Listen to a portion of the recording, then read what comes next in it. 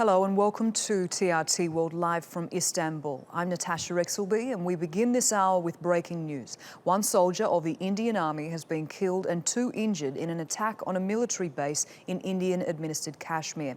It happened at an army camp in the Baramulla region. A grenade was thrown at a checkpoint at the military base and was responded to with gunfire. The Indian Army says the situation is now under control.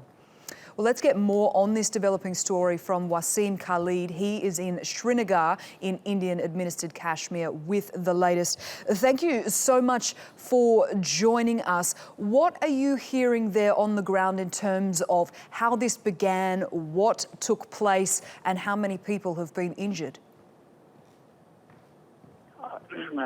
It happened around 10:30 p.m.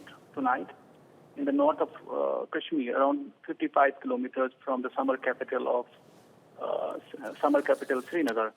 So far, the sketchy details are coming out. Some people say that it was a suicide attack, and some say it was mounted. They have mounted an assault on the camp, on a battalion headquarters of the army in North Kashmir, Baramulla district. But so far, we have been the sketchy details, which have unconfirmed reports, which have come. They say that two paramilitary forces have been killed and 2 militants have died. But these are unconfirmed reports.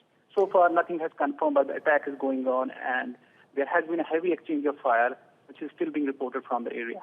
Yes, we have spoken to some people who've been witnesses on the ground, Wasim, who said that they did hear explosions and gunfire. Now, I've also been told by some people that these kind of attacks aren't altogether uncommon in this particular area of the world. Do you see it as more significant given the heightened tensions in recent weeks? Yeah, exactly. It holds a lot of significance. But such kind of attacks are uncommon here. They occur intermittently here.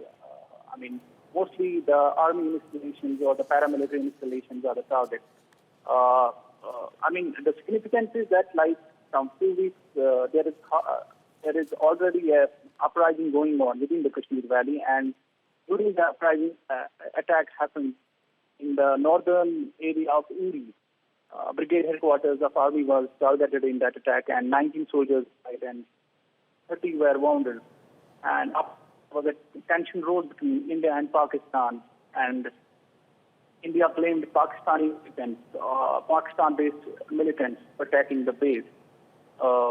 Thereafter, some days later, India claimed 3 days ago that they have mounted a surgical strike within the Pakistani territory in Pakistani-administered Kashmir, which Pakistan refuted. So this attack has come just after Indian claims, a few days after India claimed that it has conducted a surgical strike inside the Pakistani Kashmir, where they have blasted the militant camps. So in that context, it has a significance of its own. Now we have to see the Indian response will be done. Wasim Khalid in Srinagar, thank you for the update. Well, for more perspective on recent events and this ongoing conflict, I'm joined now by TRT World's Ali Mustafa. Ali, great to have you with us. As we just heard there from Wasim, this is causing more tension off the back of what's been happening in recent weeks. Now, I know you've spent a large part of your career covering this story. It's 70 years in the making. Talk us through the significance and the build-up that's led to this pressure cooker exploding. Well, as Wasim was mentioning, this entire series of attacks, which India blames on Pakistan, started last month.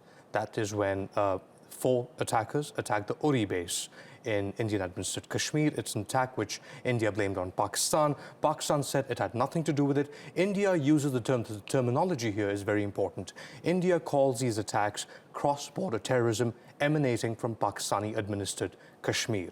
Pakistan says this is localized resistance to what it calls is Indian occupation of Kashmiris. So terminology is very important, and as Wasim was mentioning, after the Uri attack last month in September, India launched in the past few days so-called surgical strikes against what it says were terrorist launching pads from where militants were infiltrating from Pakistani-held areas into Indian-administered Kashmir, so the pressure is up.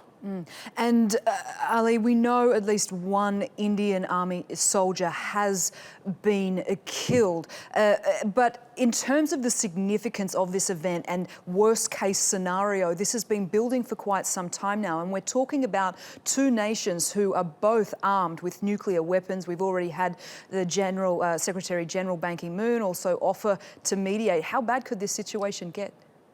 There's too much at stake. We're talking about India, which has over 1 billion people. We're talking about Pakistan, which has around 200 million people.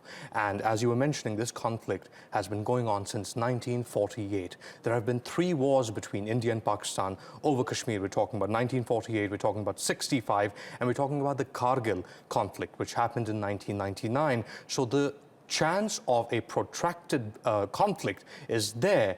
Does this then escalate to nuclear war? Well, we have to be very cautious here.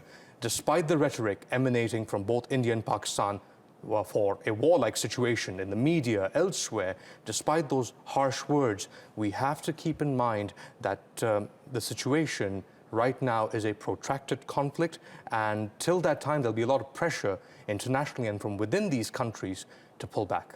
Protracted conflict. Thank you so much, Ali Mustafa, for the update and your insight.